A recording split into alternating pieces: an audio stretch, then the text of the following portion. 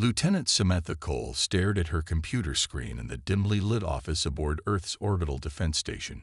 Her fingers trembled as she scrolled through the classified files she had stumbled upon during her routine security audit. The information within them changed everything she thought she knew about humanity's place in the galaxy. "This can't be right," she whispered to herself, leaning closer to the screen. The documents revealed detailed genetic analyses comparing human DNA to other spacefaring species.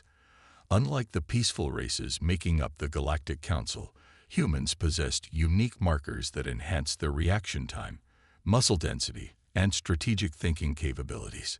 The door to her office slid open with a soft hiss. Samantha quickly minimized the screen as Ambassador Lisa Warren walked in, her diplomatic uniform pristine as always. "Lieutenant Cole, I need those security reports for tomorrow's council meeting," Lisa said, then paused when she noticed Samantha's pale face. "Is everything all right?" Samantha took a deep breath. "Ma'am, I think you should see this." She reopened the files, watching as the ambassador's professional composure cracked slightly. Lisa's eyes widened as she read. "Where did you find these?" "They were buried in the data package the Council sent during our first contact procedures. It seems their initial scan of Earth flagged us for something they call warfare potential." The ambassador pulled up a chair, her usual confidence replaced by concern. "The Council has strict laws about this. Species classified as war-capable are barred from full membership." "But we've been negotiating to join for months," Samantha protested. "Because they don't know the full extent of our capabilities," Lisa replied quietly. "These tests show we're not just war-capable, we're natural warriors, our entire species." The implications hit Samantha hard. Earth had celebrated first contact with the Galactic Council in 2157. Just 6 months ago, the advanced alien civilization had promised to share technology, knowledge, and protection in exchange for humanity joining their peaceful collective. Now it seemed that dream might be impossible. Lisa began pacing the small office. "The Council believes they're maintaining peace by restricting species with strong combat abilities. They've seen too many aggressive civilizations destroy themselves and others." "But we're not aggressive," Samantha argued. "We've had our wars, yes, but we've learned from them. We have art, music, literature. Try explaining that to a civilization that's seen entire solar systems destroyed by warrior races."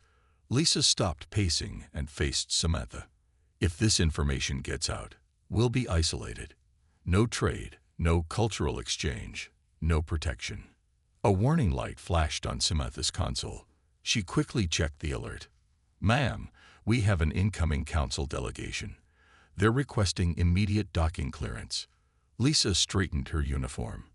"They weren't scheduled to arrive until next week. Seal these files and transfer them to my secure storage. We need time to figure out how to handle this." As Samantha worked, another alert appeared. This one made her blood run cold. "Ambassador, they're sending their security evaluation team. They're saying it's a routine inspection, but they never conduct those without months of prior notice." Lisa finished.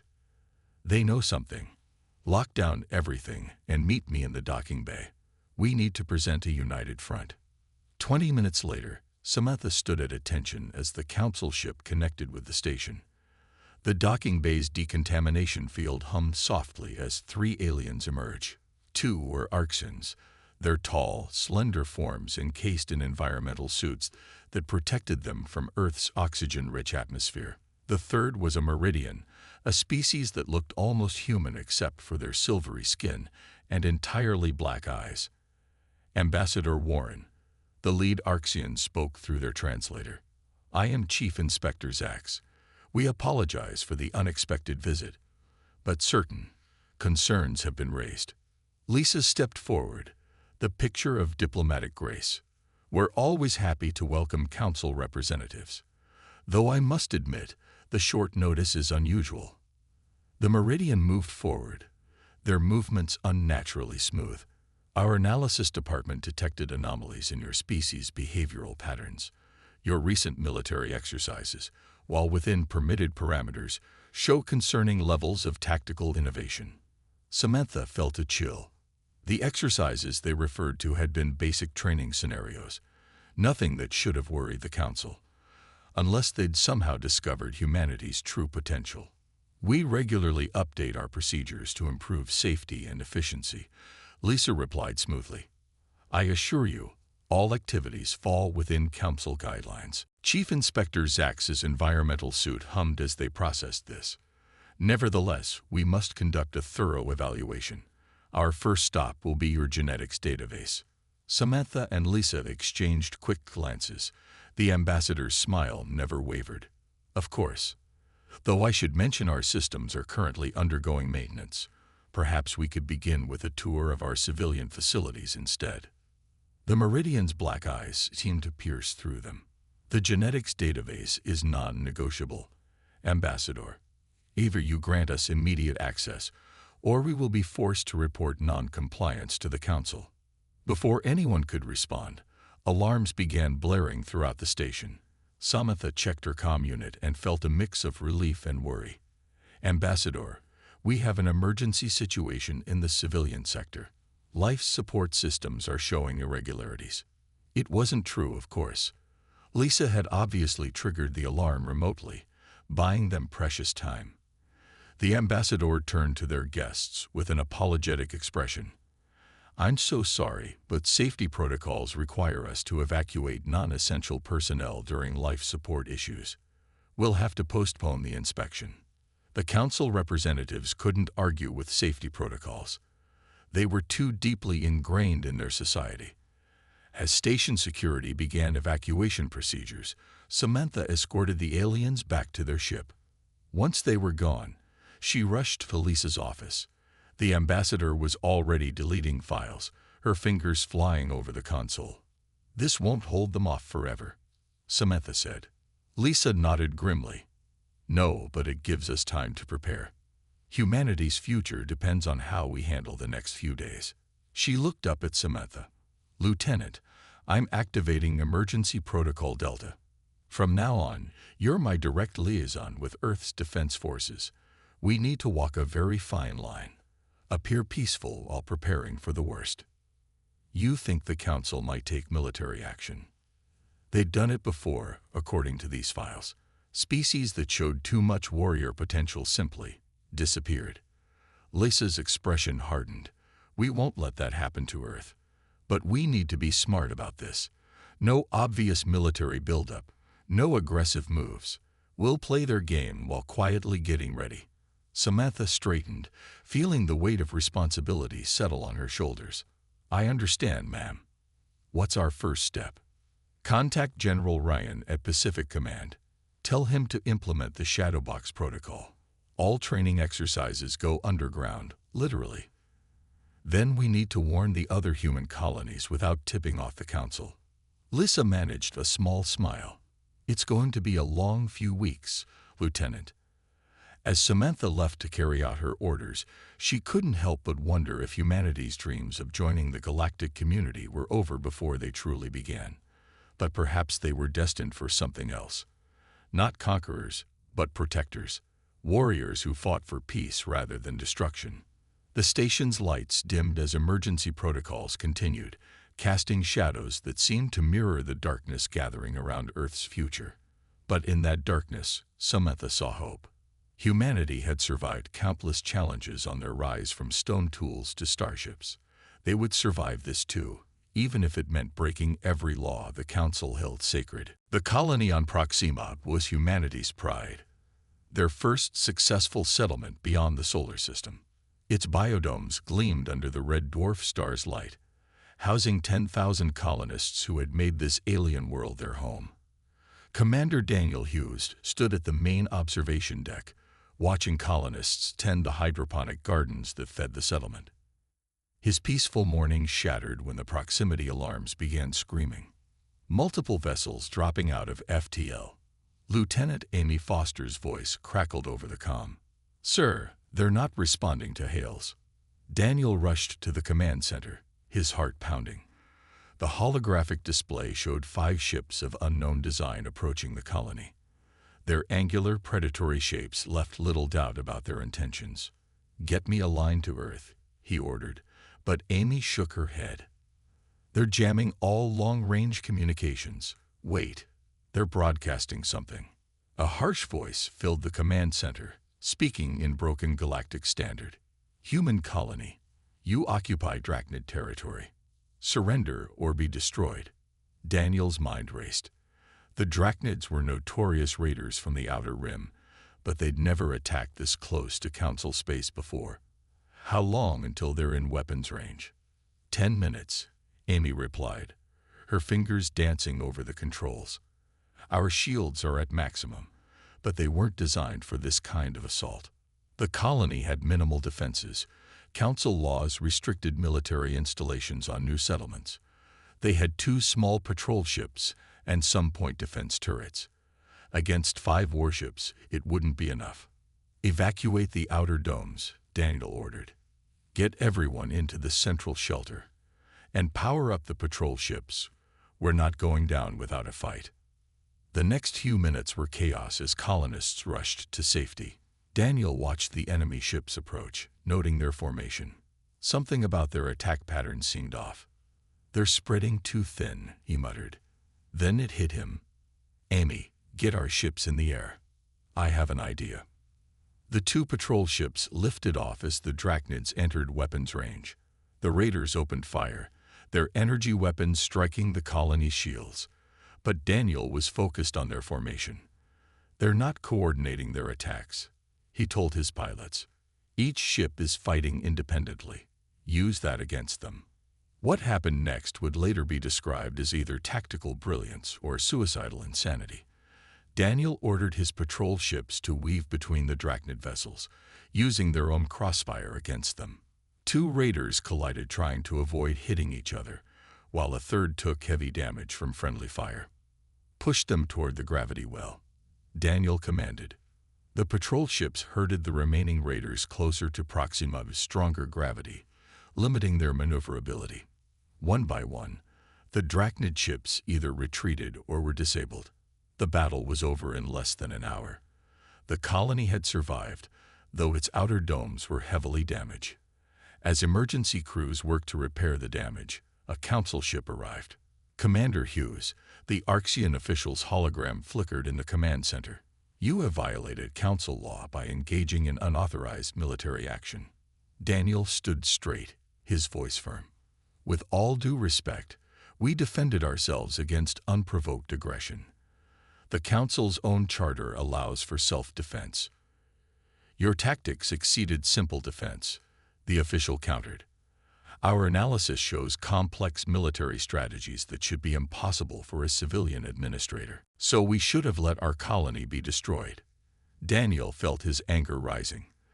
"The Council promises protection, but where were you when the Drachnids attacked?" The Arxian's environmental suit hummed as they processed this. "This incident will be reported to the Security Council. Expect sanctions for your violation of peaceful species protocols." After the transmission ended, Amy approached Daniel. "Sir, we're getting reports from other colonies. The Drachnids are attacking multiple human settlements." Daniel's jaw clenched. "Send everything we learned about their tactics to the other colonies. The Council may not like it, but we're not going to watch our people die." "Commander," a young technician called out, "I'm picking up encrypted transmissions. The Drachnids, they're being paid to test our defenses." The revelation hit Daniel hard. Someone wanted to prove humans were warriors, and they didn't care how many innocent lives it cost to do it. A message from Earth arrived, marked urgent. It was from Ambassador Warren herself. "Commander Hughes, your actions may have just started a chain reaction we can't stop. The Council is moving to classify humanity as a warrior species. They're sending peacekeepers to protect our colonies. We all know what that really means." Daniel looked out at his damaged but surviving colony. "Send a message back to Earth. Tell them we're ready to do whatever it takes to protect our people." Over the next few days, more Drachnid raids tested human defenses. Each time, the colonies fought back with increasing skill. The Council's peacekeepers arrived to find humans displaying combat abilities that shouldn't have been possible for a peaceful species. In his quarters, Daniel reviewed reports from other colonies. Each commander had found creative ways to defend their people, showing tactical insights that the Council found deeply disturbing. It wasn't just about fighting. It was about protecting, about finding ways to minimize casualties on both sides. "Sir," Amy entered with fresh reports. "The Council's calling for an emergency session. They're saying we're too dangerous to be left unchecked." Daniel nodded slowly. "Then we'll show them what dangerous really means, not as conquerors or killers, but as protectors. If they want to see human warriors, we'll show them warriors who fight for peace." He drafted a message to all human colonies. "The Council would have us be sheep, but we were born to be sheepdogs. Stand ready. The real fight for our future is just beginning." As he sent the message, more Council ships appeared in orbit. They called it peacekeeping, but Daniel knew better. The question wasn't if conflict would come, but when. And when it did, humanity would show the galaxy that being a warrior didn't mean being a monster. The stars seemed dimmer that night, as if they too sensed the coming storm. But in the colony below, people went about their lives, stronger for having faced danger together. They were changing, all of them, becoming something the Council feared but might one day need. Guardians who knew both war and peace, and chose to fight only when necessary. Marine Captain Amanda Peters never planned to start a resistance movement. But as she stood in the underground bunker beneath Mars Colony Beta, looking at the faces of both military personnel and civilians who'd answered her call, she knew there was no turning back. "The Council's peacekeepers have taken control of our orbital defenses," she said, her voice echoing in the concrete chamber. "They claim it's for our protection. We know better." Lieutenant John Mason stepped forward, holding a data tablet. "I've uncovered something in the Council's restricted archives. We're not the first warrior species they've tried to suppress." The assembled group murmured as John projected his findings onto the wall. Images showed various alien species, some humanoid, others completely foreign, all marked with the same classification: combat potential, contained. "What does contained mean?" someone asked from the crowd. Amanda's face hardened. "It means they were either forced into submission or isolated from the rest of the galaxy. The Council doesn't eliminate threats. They quarantine them." John swiped through more files. "These species showed the same markers we have: enhanced reflexes, tactical thinking, natural combat abilities. The Council systematically stripped them of their right to self-defense, all in the name of peace." "Some peace," Amanda muttered. She raised her voice to address the crowd. "We have two choices: submit to Council control and lose everything that makes us who we are, or fight back, not as conquerors, but as free people who have the right to protect ourselves and others." A civilian stepped forward, Dr. Susan Riley from the genetics lab. "The Council's already restricting our research. They say it's to prevent weapons development, but they're blocking medical studies too. Anything that might make us stronger or better." Amanda nodded grimly. "They're afraid of us. Not because we're violent, but because we're capable. We can fight when we need to, and we're good at it. But more importantly, we know when not to fight." The meeting continued for hours as they planned. They couldn't match the Council's technology or numbers, but they had something else: humanity's endless creativity and determination. Over the next few weeks, a shadow network grew across human space. Civilian ships carried hidden messages. Workers staged accidents that just happened to disable Council surveillance. Military personnel taught self-defense classes disguised as exercise programs. Amanda coordinated it all from her official position as liaison to the Council peacekeepers.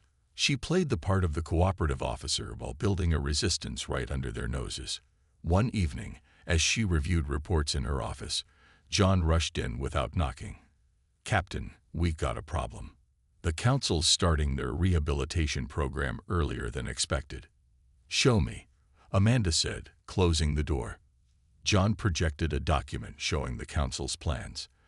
They intended to modify human genetics, suppressing the traits they found threatening. They would start with newborns, creating a new generation of peaceful humans. Amanda's hands clenched into fists. This isn't protection. It's genocide. They want to erase what makes us human. It gets worse, John said. They're implementing similar programs on other species they've contained. I found records of genetic manipulation going back centuries. Before they could discuss further, alarms blared through the colony. Amanda's comm unit crackled with an emergency broadcast. Council peacekeepers had detected unauthorized military activities in several human settlements. They're moving faster than we expected, Amanda said, quickly erasing sensitive data from her systems. Signal all cells. Operation Shadowfall begins now. Across human space, the resistance sprang into action. Hidden weapons were distributed.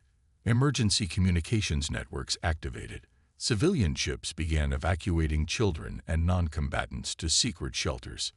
In orbit, Council ships suddenly found their systems malfunctioning. Human technicians had spent weeks planting subtle bugs in their software, not enough to disable them completely, but enough to give the resistance a fighting chance. Amanda led her team to the colony's main power center. They couldn't fight the Council directly, not yet, but they could make it impossible for them to maintain control. Remember, she told her people, we're not just fighting for ourselves. We're fighting for every species the Council has suppressed. For everyone who's been told they're too dangerous to be free. The power center's guards were easily overwhelmed. They never expected the peaceful humans to move so quickly or effectively. Within minutes, Amanda's team had control of the colony's infrastructure. Begin shutdown sequence, she ordered. All across the colony, lights flickered and died. Environmental systems switched to backup power.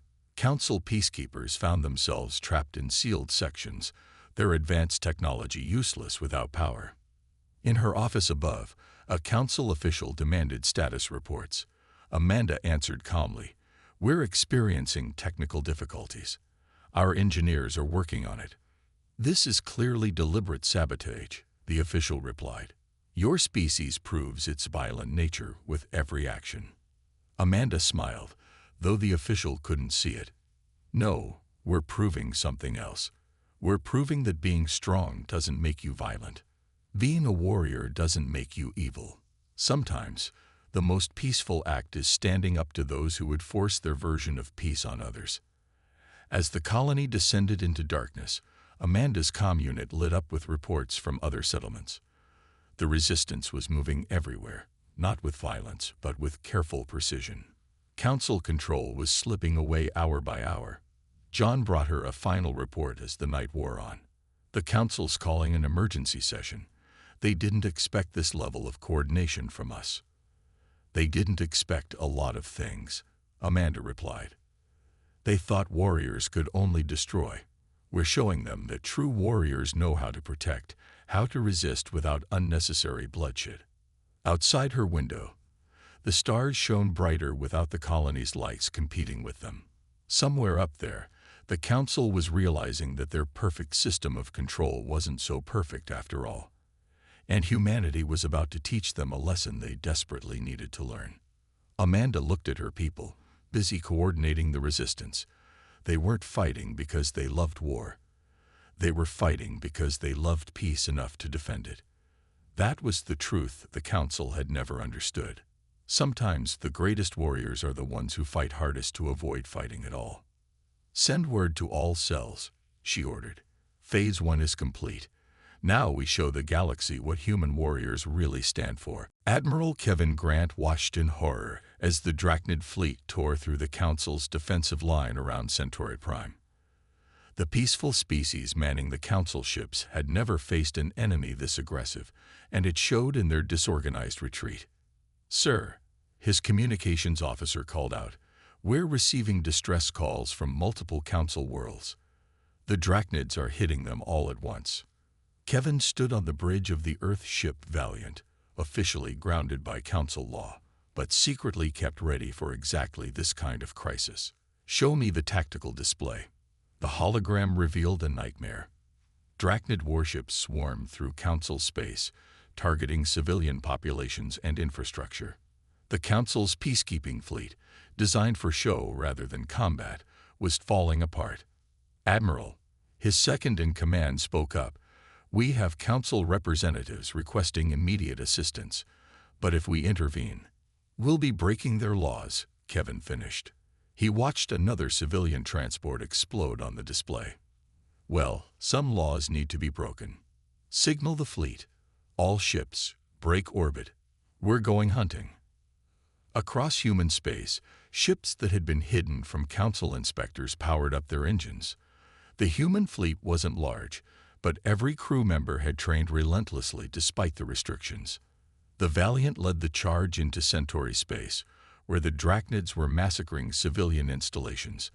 As they approached, Kevin noticed something odd about the enemy's tactics. "They're not just attacking," he muttered. "They're herding civilians toward specific points. This isn't random violence. It's a planned extermination." His tactical officer, Sarah Mills, analyzed the patterns. "Sir, they're using Council evacuation protocols against them. They know exactly where civilians will flee." "Not on our watch," Kevin growled. "All ships, new formation. We're not just here to fight. We're here to protect." Echo Formation Delta. The human fleet split into smaller groups, each taking position near civilian evacuation routes. When the Drachnids came for their trapped prey, they found themselves facing something they'd never encountered: humans fighting at their full potential. The battle that followed would be studied for years to come. Human ships moved with impossible precision, coordinating in ways that left both their enemies and their Council allies stunned. They didn't just fight. They protected, drawing fire away from civilian ships, creating safe corridors for evacuation. On the Council world of New Eden, a Drachnid ground force had landed near the main city. They expected easy targets. Instead, they found human Marines who had been quietly deployed before the invasion. "Form up on me," Captain Olivia Chen ordered her platoon. "Remember your training. We're not here to kill. We're here to save lives." The Marines moved through the city like ghosts, evacuating civilians while systematically dismantling the Drachnid assault force. Their efficiency was terrifying to watch, but not a single civilian was lost under their protection. Back in space, Kevin's fleet had turned the tide. The Drachnids, facing an enemy that could match and exceed their combat abilities, began to retreat. "Sir," Sarah reported, "Council ships are hailing us. They're demanding we stand down now that the immediate threat is over." Kevin watched the tactical display, where dots representing civilian ships moved safely behind human protective lines. "Send them this message. We will stand down when every civilian is safe, and not a moment before." A Council official appeared on his screen, their artificial translator barely keeping up with their agitated speech. "You have violated our most sacred laws. Your species has proven itself too dangerous to be trusted." "With all due respect," Kevin replied calmly, "we've proven exactly the opposite. Look at your casualty reports. Every human ship placed itself between your civilians and the enemy. We fought to protect, not destroy." The official's response was cut off by new alarms. A second wave of Drachnid ships had arrived, larger than the first. "All ships, combat positions," Kevin ordered. "Show them what happens when you force warriors to fight." What followed was perhaps the most one-sided battle in recent galactic history.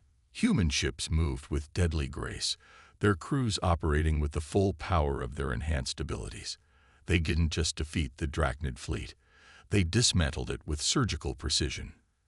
Council observers watched in shock as human warriors demonstrated the difference between fighting for conquest and fighting for protection. Each human ship covered another's retreat. Every maneuver seemed calculated to minimize casualties on both sides while maximizing civilian safety. When it was over, Kevin sent teams to rescue Drachnid survivors from their disabled ships. "We're not here to exterminate anyone," he told his crew. "Even our enemies deserve mercy when they're defeated. The council ships hung back, their crews struggling to process what they'd witnessed. These humans, whom they'd feared and tried to suppress, had just saved countless lives while showing restraint that defied their expectations. In the aftermath, as rescue operations continued, Kevin received a private message from a council elder. Perhaps, the elder admitted, "We have misunderstood the nature of true warriors. Your people fight with honor and purpose, not with blind aggression." Kevin looked out at the stars, where human ships now patrolled alongside council vessels. "We never wanted to prove we could fight," he transmitted back. "We wanted to prove we could protect. There's a difference that your laws never accounted for." The battle was over, but its implications were just beginning to ripple through council space. Humanity had shown the galaxy a truth it had forgotten, that being capable of war didn't mean being destined for it, and that sometimes the strongest warriors are the ones who fight hardest for peace. As the Valiant led the fleet home, Kevin knew everything had changed. The Council's laws would never be the same, and humanity had earned not just their fear, but perhaps something more valuable, their respect. Major Patricia Martinez stood before the assembled Council of Species, her dress uniform crisp despite the long journey from Earth. The chambers were packed with representatives from hundreds of worlds, all gathered to hear humanity's case. "Members of the Council," she began, "I bring evidence that will change how we view the balance of power in our galaxy." She activated a holographic display, showing historical records spanning centuries. For too long, the Council has operated under the belief that warrior species must be contained for the good of all. Today, I will prove this policy has caused more harm than it prevented. The chamber erupted in murmurs as she displayed footage from the recent Drachnid invasion. Images showed human ships and soldiers protecting Council civilians, fighting with precision and restraint. "You called us dangerous," Patricia continued. "You tried to suppress our natural abilities. But look at the results. When true danger threatened, who stood between your people and destruction?" An Arxian representative rose to object. "The laws exist for good reason. History shows that warrior species inevitably turn to conquest." Patricia nodded. "Yes, let's talk about history." She brought up new records recently uncovered by resistance researchers. These documents show 27 species classified as warriors over the past millennium. All were isolated or suppressed. But look what happened next. The display showed star systems falling to various threats: pirates, raiders, and worse. Without protectors, peaceful worlds became easy targets. The Council's peacekeeping forces lacked the instincts and abilities needed for real combat. She walked closer to the Council leaders. "Humanity doesn't want to rule. We want to protect. And we're not alone." At her signal, representatives from other suppressed species entered the chamber. They came from worlds long isolated by Council law, each bearing similar stories of forced containment. "The old system is breaking," Patricia declared. "The recent attacks proved it cannot protect the innocent. We propose a new approach, partnership instead of suppression." She outlined the plan that Earth's leaders had developed. A new coalition would form, with warrior species serving as defenders, while peaceful races focused on science, culture, and diplomacy. "Balance comes not from suppressing strength, but from directing it wisely," she explained. "Let those who can fight protect those who cannot. Let natural guardians serve rather than being feared." The Council chambers buzzed with debate. Some representatives supported the idea, while others clung to the old laws. But they couldn't deny the evidence before them. "Consider this," Patricia said softly. "During the Drachnid attacks, humanity broke your laws to save your people. We could have waited, watched your worlds burn while following your rules. Instead, we chose to protect even those who feared us." She showed final footage: human Marines evacuating Council children, ships taking damage to shield civilian transports, medics treating wounded from all species. "This is what warriors can be," she declared. "Not monsters, not conquerors, but guardians. We fight so others don't have to. We bear the burden of violence so that peaceful species can remain peaceful." The council's chief elder rose slowly. Your words are compelling, Major Martinez, but how can we trust this power won't be abused? Patricia smiled. By working together. Let the council oversee and guide, while warriors protect. Create balance through cooperation, not suppression. She revealed their proposal for a new organization, the Guardian Corps. It would combine the council's wisdom with the natural abilities of warrior species, creating something neither could achieve alone. The old laws are already broken, she concluded. They shattered the moment humanity chose to save lives despite them.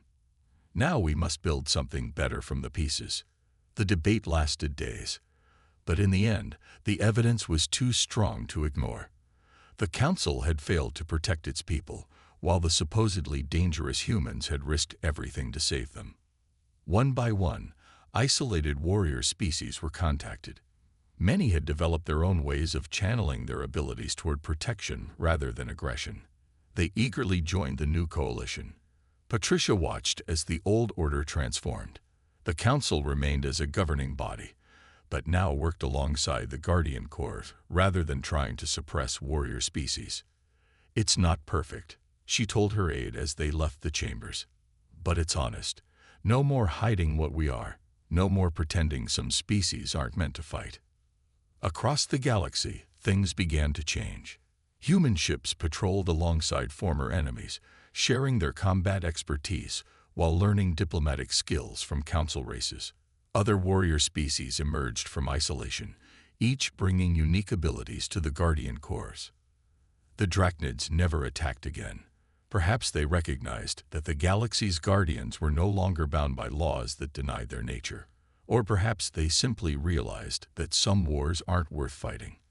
On Earth, children still trained in combat arts, but now they learned something new. The responsibility that came with being warriors.